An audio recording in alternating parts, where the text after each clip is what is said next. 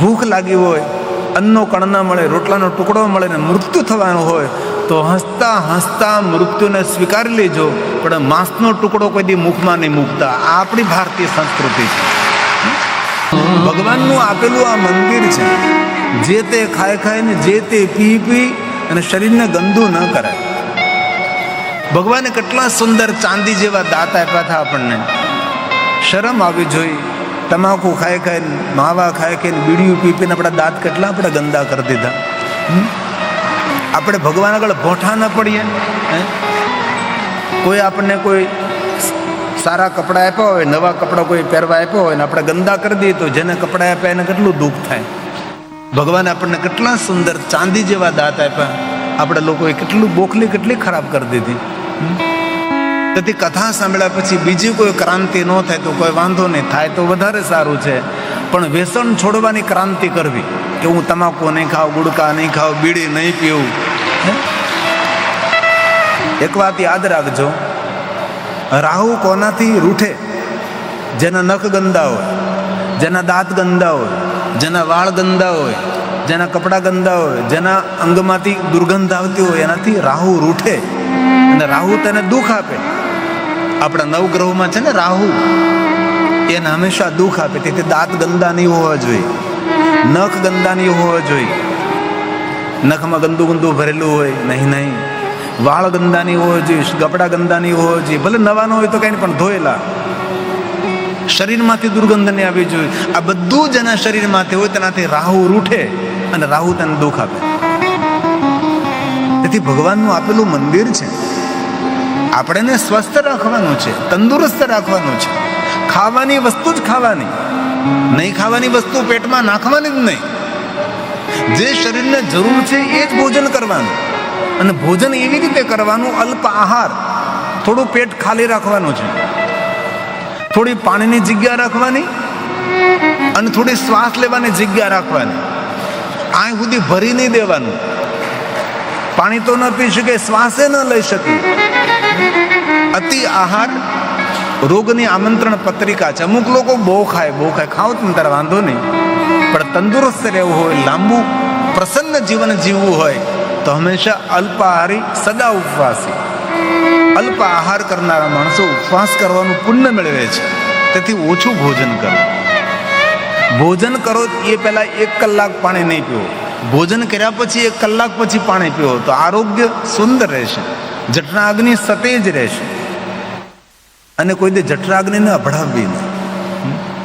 આ પેટમાં વૈશ્વાનરો યજ્ઞ દેવતા બિરાજે છે, એને કોઈ દી ગંદો ન કરે. આ યજ્ઞકુંડનો યજ્ઞ છે, શમશાનનો યજ્ઞ નથી. તેથી પવિત્ર ભોજન કરવું. વર્તમાન યુગની અંદર જે શુદ્ધ શાકાહારી છે એ વર્તમાન યુગનો સાધુ છે. એ વર્તમાન યુગનો એ મનુષ્ય દર્શનીય છે. જે વર્તમાન યુગમાં પવિત્ર ભોજન કરે છે, શુદ્ધ શાકાહારી છે. તેથી કોઈ દિવસ પેટને ગંદુ નહીં કરવું.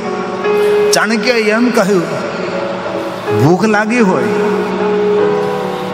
અન્નનો કણ ન મળે, રોટલાનો ટુકડો ન મળે અને મૃત્યુ થવાનું હોય, એવી ભૂખ લાગી છે, એવી ભૂખ લાગી છે કે જો અન્નનો કણ નહીં મળે, રોટલાનો ટુકડો નહીં મળે તો અત્યારે જ મૃત્યુ થશે. તો ચાણક્યએ એમ કહ્યું, ભૂખ લાગી હોય, અન્નનો કણ ન મળે, રોટલાનો ટુકડો મળે ને મૃત્યુ થવાનું હોય તો હસતા હસતા મૃત્યુને સ્વીકારી લેજો, પણ માંસનો ટુકડો કોઈ દી મુખમાં નહીં મૂકતા. આ આપણી ભારતીય સંસ્કૃતિ છે. પેટનું કોઈ દી ગંદુ નહીં કરવાનું, શુદ્ધ શાકાહારી પવિત્ર ભોજન કરવાનું. તો આપણો પહેલો ધર્મ છે, ભગવાનનું આપેલું મંદિર છે તેની ખૂબ રક્ષા કરવી, તેને સાચવવું. તેથી આદિ જગદગુરુ શંકરાચાર્ય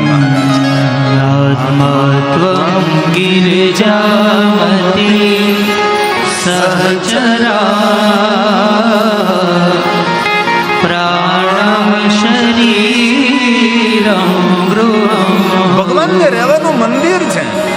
પૂજા વિષયોપભોગ રચના નિદ્રા સમાધિ સ્થિતિ સંચાર પદયો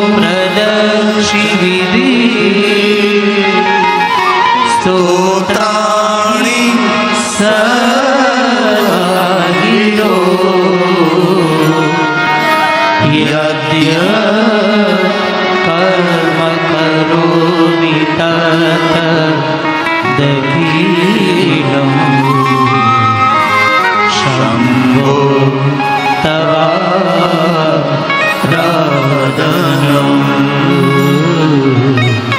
શંભો તવારાધનં. તો સુંદર સૃષ્ટિનું વર્ણન શિવ મહાપુરાણ અંતર્ગત કર્યું છે. બ્રહ્માની સૃષ્ટિ, ભગવાન વિષ્ણુનો મહિમા, ભગવાન શંકરજીનો મહિમા, તિરોભાવ અનુગ્રહ, કર્મ પ્રમાણે ફલ, ગતિ, પરમ ગતિ, સદગતિ, મુક્તિ આપનારા ભગવાન નિરાકાર ભગવાન શિવ છે. શિવની એક ચેતના બ્રહ્મા છે, શિવ એક ચેતના વિષ્ણુ છે, શિવની એક ચેતના સ્વયં રુદ્ર છે. ત્રણે ત્રણ દેવતાઓ સાક્ષાત શિવજીના સ્વરૂપ છે.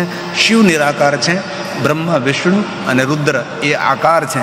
એવો સુંદર મહિમા કહેતા આજની કથાનો વિસ્તાર નહીં કહેતા થોડી મિનિટો માટે આપણે સંકીર્તન કરી લઈએ ભાવથી અને આદરથી. આપણા ભોજન ખંડની અંદર આજે ઘણાને પૂનમનો ઉપવાસ હોય તો સૌ માટે ફરાળની વ્યવસ્થા પણ કરી છે. તો કોઈ પૂનમ રહેતા હોય તો ફરાળની વ્યવસ્થા મંડપમાં છે, તમે ગોતી લેજો, કારણ કે આ મંડપમાં ગોતવું અઘરું પડે એમ છે, આટલો તો મોટો મંડપ છે. કેટલા કાઉન્ટર ભોજનના, કેટલા કાઉન્ટર, હું તમને કહું 100 થી વધારે તો ભોજનના કાઉન્ટર છે. ધન્ય છે આ રસોડાને અને ધન્ય છે આ રસોડાની વ્યવસ્થા કરનારાને.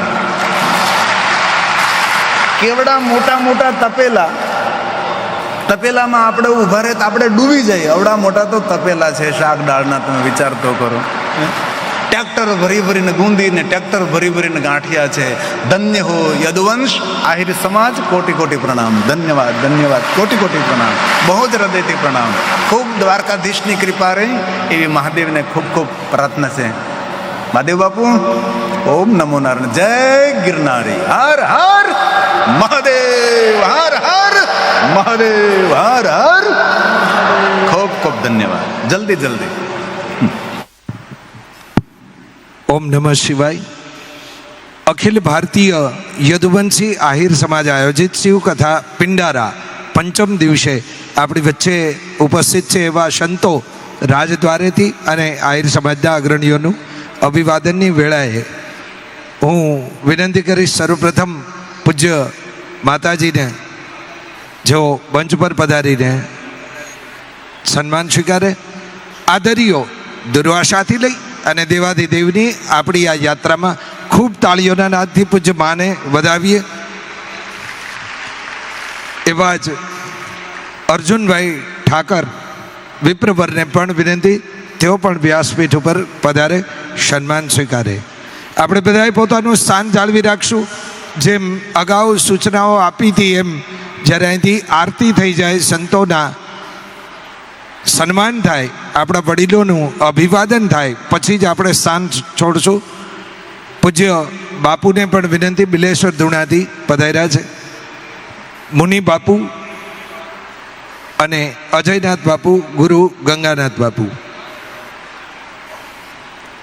સંતોના અભિવાદન, વિપ્રવરોની વંદનામાં ભરતભાઈ શુકલ જામ ખમાડિયા, તેઓ પણ સંમેલિત થાય.